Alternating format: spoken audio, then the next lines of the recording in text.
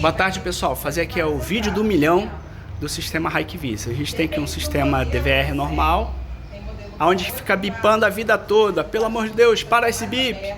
Vamos lá, como é que a gente faz isso? O bip, na verdade, ele está explicando alguma anomalia do sistema.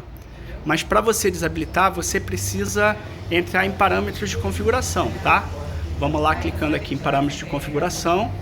A gente vai aqui em evento. Perfeito? Evento, aqui em cima, você vai entrar aqui em erro, para você identificar qual o erro que está acontecendo. Aí aqui, ó, você tem todos os códigos de erro. Por exemplo, erro de HD. Eu quero parar o toque da campainha, a gente vai, desmarca aqui e aplica. Por exemplo, eu quero perder o vídeo, deu qualquer coisa, rede desconectada. Eu não quero que faça barulho de campainha, conflito de IP. Aí eu vou e desmarco aqui essa opção. Tá bom, pessoal? Se tiver algum IP com o mesmo do DVR, ele vai dar conflito de IP e vai ficar bipando.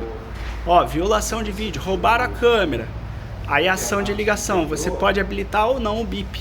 E tem várias outras funções. Beleza? Valeu, irmão. Um abraço, até o próximo vídeo. Fui!